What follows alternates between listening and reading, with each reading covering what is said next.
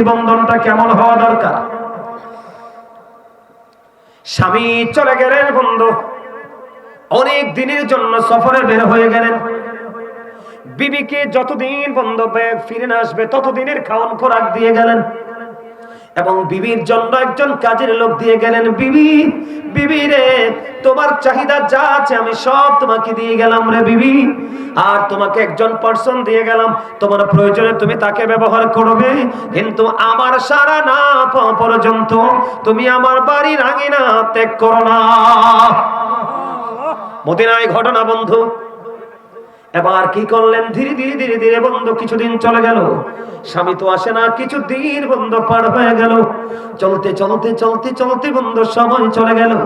যখন সময় চলে গেল, কিছুদিন পর একটা খবর আসলো, ওই বিবির বাবার বাড়ি থেকে একটা খবর আসলো যে তার বাবা সিরিয়াস অসুস্থ, তাকে দেখতে যেতে হবে। এখন ওই মহিলা কি করলেন বন্ধু, স্বামীকে কেমন করে মানলেন।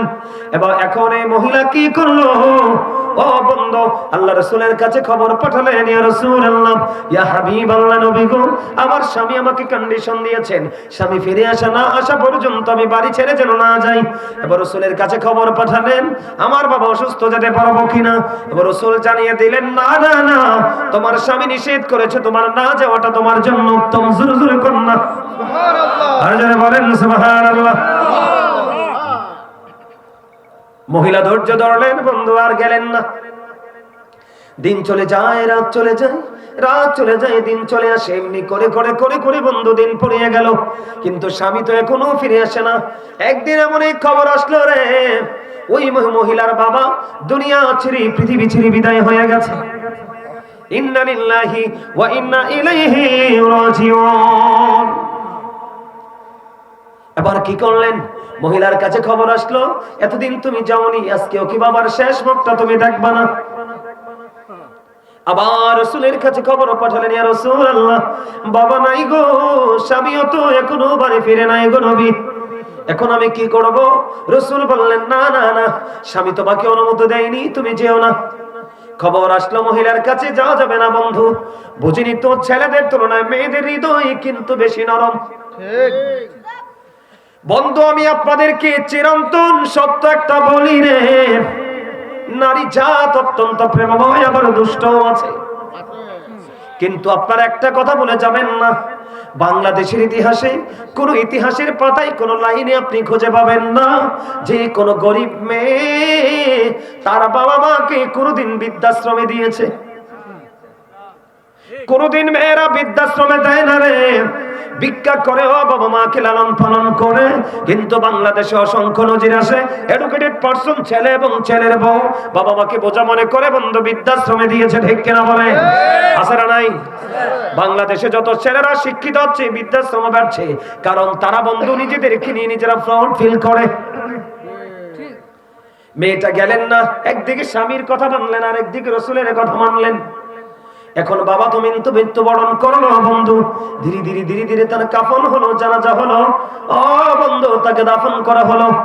রাত্র যখন গভীর হলো, ও বন্ধু আমার রাসূলের কাছে খবর চলে আসলো, এই মহিলার বাবাকে আল্লাহ রাব্বুল আলামিন কবরে দেওয়ার পর পর তার কবরটাকে জান্নাত বানিয়ে দিয়েছে। আল্লাহু আকবার, নারে রিসালাত, ইয়া রাসূলুল্লাহ, নারে রিসালাত, ইয়া রাসূলুল্লাহ, জিন্দাবাদ জিন্দাবাদ জিন্দাবাদ জিন্দাবাদ, আল্লাহু আকবার। রাসূলের কাছে খবর চলে আসলো, এই শুধু মেয়েটা স্বামীর কথা এবং রাসূলের কথা মান্য করার কারণে তার বাবা কোথায়? জান্নাতে। জোরে কন্যা সুবহানাল্লাহ। রাসূল এই মেয়ের কাছে খবর পৌঁছে দিলেন, তোমার বাবাকে আল্লাহ রাব্বুল আলামিন জান্নাতের উচ্চ মাকাম দান করেছে। তাহলে বিয়েটা যদি যথাযথ হয়, বাকি জীবনটাও কিন্তু যথাযথ হয়ে যায়। ঠিক। আর বিয়েতে যদি মিস্টেক, আপনার প্রত্যেকটা সেক্টরে আপনি বলবেন, কথা বলেন না কেন? আরো জোরে। এটা হলো স্বামীর অনুগতশীল বিবির জন্য বন্ধু। কিন্তু বন্ধু আরেকটা দুঃখের খবর দেই রে, একজন বিবি, স্বামী পৃথিবীতে আছে বন্ধু, বিবিটা দুনিয়া ছেড়ে চলে গেল। চলে যাওয়ার পরে বিবিটা চলে যাওয়ার পরে স্বামী বললেন আলহামদুলিল্লাহ, নাউজুবিল্লাহ বলেন। মানে বিবি ইন্তেকাল করছে, করার পরে স্বামী কি বলছে? আলহামদুলিল্লাহ। বউটা কি দুষ্ট না? কথা বলেন না কেন? শত্রু যদি মারা যায় মানুষ আলহামদুলিল্লাহ বলে না রে, কিন্তু বিবি চলে গেল, স্বামী আলহামদুলিল্লাহ বলল। কেন গো এই ঘটনা? সেটার কারণ হলো বন্ধু, ওই মহিলার মা বন্ধু গভীর রজনীতে স্বপ্ন দেখলেন। ওই মহিলার পায়ের মধ্যে বন্ধু আগুনের বেরি পড়ানো, হাতের মধ্যে বন্ধু আগুনের বেরি পড়ানো, আর মাথার মধ্যে লোহার পেরেক ঢোকাচ্ছে। নাউজুবিল্লাহ বলেন। অত্যন্ত ভয়ঙ্কর অবস্থা স্বপ্নে দেখেছে বউয়ের মা।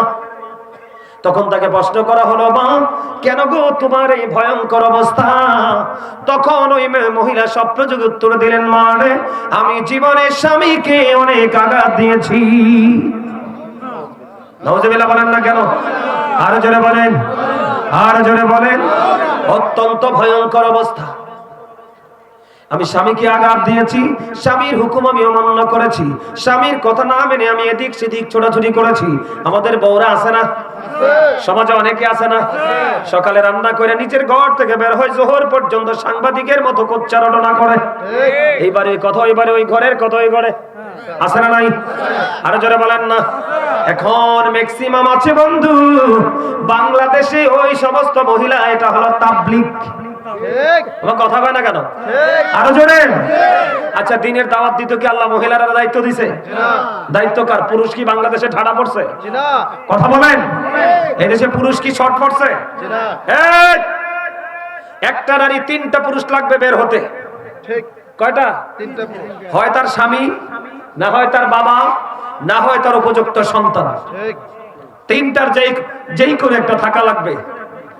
আর মহিলারা তাবলীগের নামে মাধবপুর থেকে রসুলপুর চলে আসে, কোন পুরুষ নাই। কথা বলেন না কেন? আরো জোরে। রাসূল বলেছেন, নারীরা হলো গোপনীয় জীব, তারা যখন গোপনতা থেকে প্রকাশ্যে আসে শয়তান তাদেরকে দেখলে উকি ঝুঁকি দেয়। নাউজুবিল্লাহ বলেন না কেন? আপনারা দেখেন না রাস্তার ধারে, 3 রাস্তার মোড়ে, বাসে, যেই কোনো জায়গায় নারীরা ধর্ষণের শিকার। আপনারা বলেন, সেই যদি রাস্তায় না আসতো, ওপেনলি উইলিংলি যদি হাঁটাচলা না করতো, তাহলে কোন পুরুষ তার দিকে নজর দেওয়ার কোনো সুযোগ নাই। আরো জোরে বলেন। আমাদের দেশে অনেক নারীরা আছে বন্ধু মসজিদে জামাত পড়তে যায়, কথা কয় না কেন? আরো জোরে, আরো জোরে বলেন, আছে না নাই? আরো জোরে। বন্ধুরে আমার, একজন প্রশ্ন করলেন আল্লাহর হাবিবকে, ইয়া রাসূলুল্লাহ, ইয়া হাবিবাল্লাহ, নবী গো, আমি আপনার পিছনে নামাজ পড়তে পছন্দ করি। নবীজি বললেন, হ্যাঁ আমিও জানি। তুমি যে যিনি প্রশ্ন করেছেন ইনি হলেন উম্মে হুমায়দ। কি? যিনি রাসূলকে প্রশ্ন করলেন তিনি হলেন উম্মে হুমায়দ রাদিয়াল্লাহু তাআলা আনহা। তিনি বললেন, ইয়া রাসূলুল্লাহ, ইয়া হাবিবাল্লাহ, নবী গো, আমি আপনার পিছনে নামাজ পড়তে পছন্দ করি। রাসূল বললেন, আমি তো জানি, কিন্তু না না না, তুমি আমার পিছনে নামাজ পড়ার চাইতে তোমার ঘরের অভ্যন্তরে নামাজ পড়া তোমার জন্য অনেক উত্তম। হিসাব করছেন নি? মানে ঘরের বারান্দায়ও না, অভ্যন্তরে, তার মানে গোপন কক্ষ, যেখানে তোমাকে কোনো পুরুষ দেখবে না, জানবে না, তোমার আওয়াজ শুনবে না। এর যে তাবলীগের নামে হাঁটে, কথা কয়, মহিলারা তো আস্তে কথা কয়, শুনল, অন্য পুরুষ তাদের কণ্ঠ শোনা হারাম। এখন কথা কয় কি কয় না? করার জন্য না বলো। এই সমস্যাগুলো বন্ধু একটা মাত্র কারণ, ওই হলো তেঁতুলের চারা। কথা বলে না কেন? কিসের চারা? আপনি যদি ল্যাংরামের চারা কিনতেন দেখতে সুন্দর হতো না, কিন্তু গাছটা যখন বড় হয়ে ফল, একটা আম যদি আপনার এই এফবি ঝুলতো, আপনি দেখতেন ওই আম মিষ্টি কত আর দেখতে কত সুন্দর।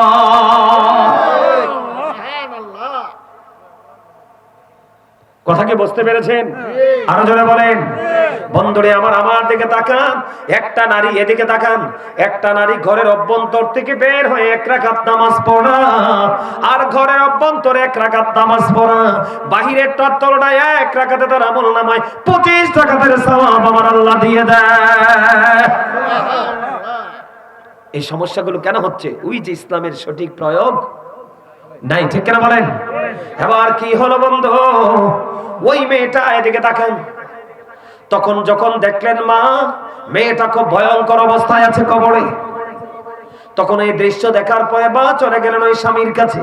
বাবা গো, সারাটা জীবন তো তুমি সংসার করেছো, আমার মেয়েটা ভয়ঙ্কর বিপদে আছে, তুমি তাকে ক্ষমা করে দাও। এবার বন্ধু ওই মহিলাটাকে ডেকে বললেন, ওই স্বামী বললেন না না না, আমার কলিজা সে পুরো ছাই করে গেছে, আমি তাকে ক্ষমা করব না। বন্ধু এবার ওই মহিলা নিরুপায় হয়ে চলে গেলেন রাসূলের কাছে।